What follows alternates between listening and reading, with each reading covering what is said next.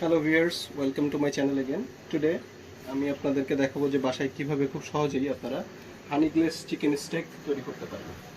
তো chicken stake তৈরির জন্য অবশ্যই আপনাদের যেটা দরকার হবে সেটা হচ্ছে, আমি এখানে দেখেন নিয়েছি আপনার দুইটা চিকেন ব্রেস্ট, যেটার ওজন হবে অ্যারাউন্ড প্রত্যেকটা 400 গ্রাম করে, এবং এর সাথে আপনি যেটা দিতে হবে পরিমাণ মতো লবণ দিবেন, গোলমরিচের গুঁড়া দিয়ে দিবেন, আর আমি সাথে একটু টেস্ট বাড়ানোর জন্য রসুন কুচি করে দিয়েছি, এবং এটা আমি ম্যারিনেট করেছি এর ভিতরে কিছু তেলের মাধ্যমে, এবং এটা আপনি 1 ঘন্টা থেকে আধা ঘন্টা পর্যন্ত ম্যারিনেট করে তারপরে রেখে দিতে পারবেন। ঠিক আছে, আমরা এখন যেটা করবো সেটা হচ্ছে, আমরা একটা ফ্রাই প্যান নিয়েছি, ফ্রাই প্যানটা এখন গরম হয়ে গেছে। তো এখানে আমরা প্রথমে যেটা করবো সেটা হচ্ছে, এটাতে আমরা একটু বাটার দিয়ে নেবো। তো বাটার দিয়ে নিলে যেটা হবে, আমাদের ওটাতে অলরেডি তেল দেওয়া আছে, এটা বাটার দিয়ে ভাজলে জিনিসটা আরও অনেক ভালো এবং ইয়ামি টেস্টি হবে। তো এখানে আমরা বাটার দিয়ে দিলাম। তো বাটারটা এখন এখানে রেডি হয়ে যাবে। এরপরে আমরা চিকেনগুলো ছেড়ে দিব।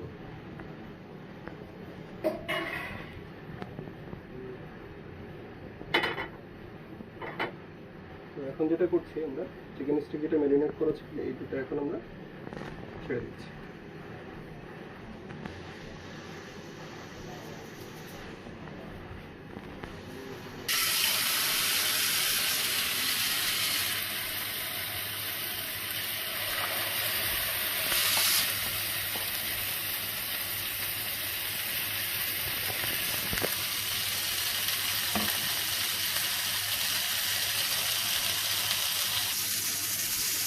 তো এখন আমাদের স্টেকটা 4 থেকে 5 মিনিট প্রতি সাইডে আমরা এখন কুক করতে থাকবো। আমরা প্রথম সাইডটা করা অলরেডি শুরু করেছি।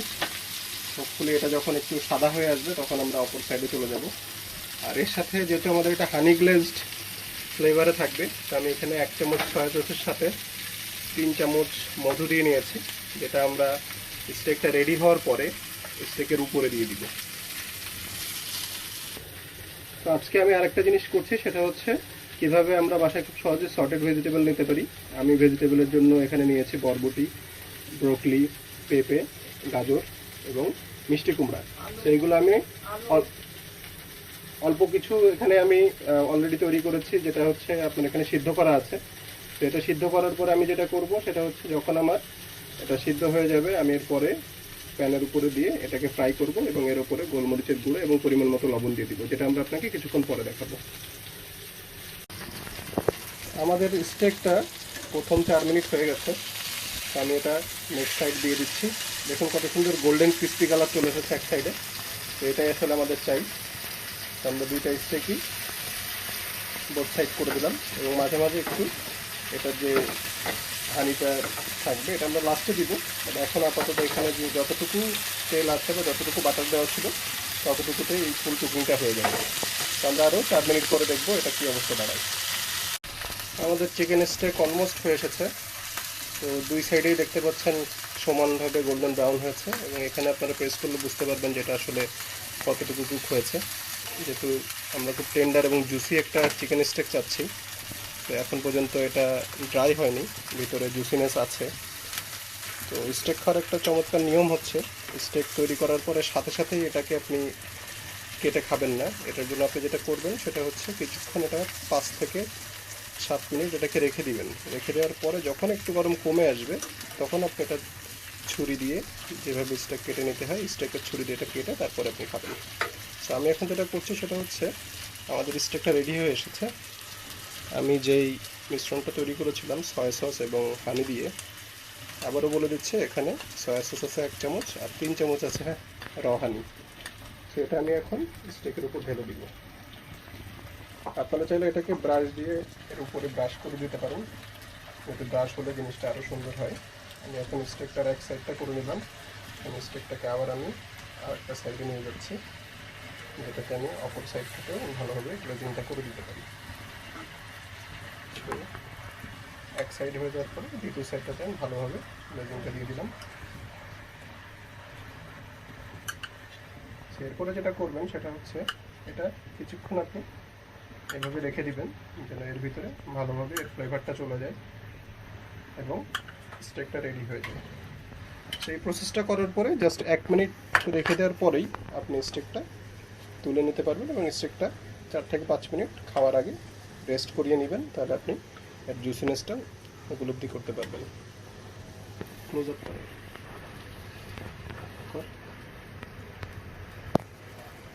আমাদের স্টেক অলমোস্ট রেডি হয়ে গেছে।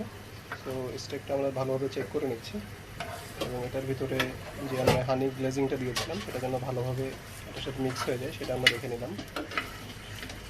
তো আপনারা চাইলে একসাথে 4 পিস, যদি আপনাদের ফ্রাই প্যান বড় হয় সেক্ষেত্রে আপনারা ফ্রাই প্যানে এভাবে খুব ইজিলি স্টেকটা করে নিতে পারেন। তো আমাদের স্টেকটা অলমোস্ট 2টা স্টেকই রেডি হয়ে গেছে। সো এটা পরিবেশনের জন্য রেডি। সো আমরা এটাকে এখন 5 থেকে 10 মিনিট রেখে দিব এবং তারপরে এটা সার্ভ করার জন্য রেডি থাকবে। তো আমাদের স্টিম করা যে ভেজিটেবলটা ছিল আপনারা এখানে দেখতে পাচ্ছেন, ভেজিটেবল জাস্ট 2 থেকে 3 মিনিট পানির মধ্যে দিয়ে স্টিম করে পানিটা ঝরিয়ে নিয়েছি।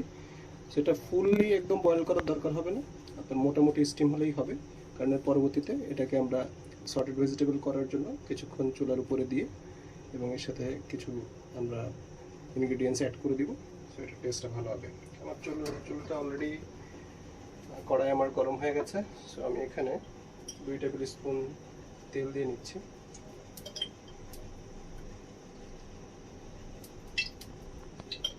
তেল দেওয়ার পর আমি যেটা করব সেটা হচ্ছে স্টিম করা ভেজিটেবলগুলো আমরা তেলের ভিতরে দিয়ে দিচ্ছি।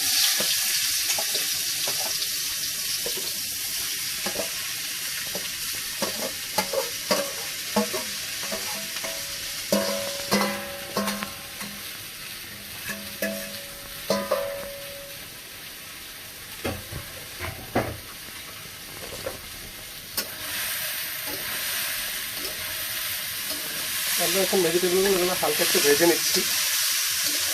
তো 1 থেকে 2 মিনিট ভেজে নেওয়ার পরে আমরা এর ভিতরে ব্ল্যাক পেপার এবং 1 চামচ সয়া সস অ্যাড করে দিব, যাতে টেস্টটা আর একটু এনহ্যান্স হয়।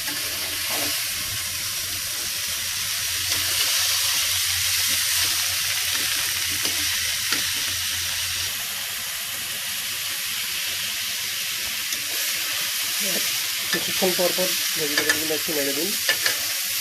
নেড়ে দেওয়ার পরে এখানে আপনার সল্ট এবং পেপার অ্যাড করতে হবে। আর এর ভিতরে 1 চামচ ডার্ক সয়া সস দিয়ে দিচ্ছি টেস্ট এনহ্যান্স করার জন্য। সয়া সসটা দিয়ে দেওয়ার পরে আমরা যেটা করবো সেটা হচ্ছে টেস্টিং সল্ট এর সাথে অ্যাড করে দিলাম। তো 1/2 টেবিল চামচ বা ছোটো একটা অ্যামাউন্টে টেস্টিং সল্টের সাথে অ্যাড করে দিলে টেস্টটা আরও ভালো আসবে। টেস্টটা অ্যাড করার পরে কিছুক্ষণ এটা একটু নাড়িয়ে নিন।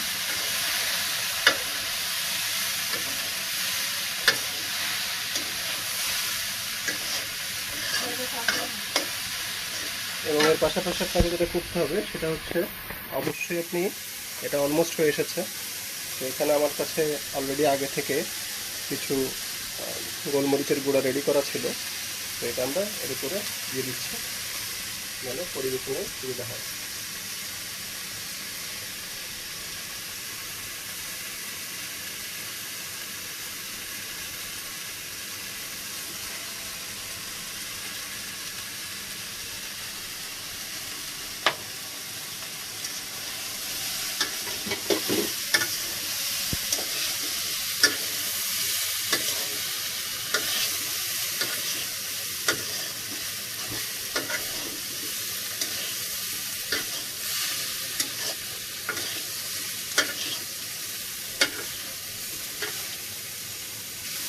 আমাদের অলমোস্ট সর্টেড ভেজিটেবলটা রেডি হয়ে গেছে, এরপরে আমরা সরাসরি পরিবেশনে চলে যাব। তো আমাদের সর্টেড ভেজিটেবল পরিবেশনের জন্য প্রস্তুত। আমরা এখন খাবার প্রিপারেশন নিচ্ছি। তো প্রতি প্লেটে আমরা একটা করে স্টেক দিয়ে দিচ্ছি।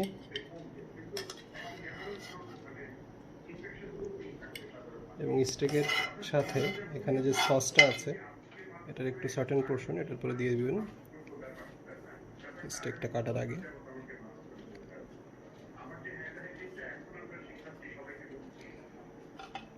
স্টেকটা আমরা এখন একটু টেস্ট করে দেখব যেটা আসলে কীরকম হচ্ছে।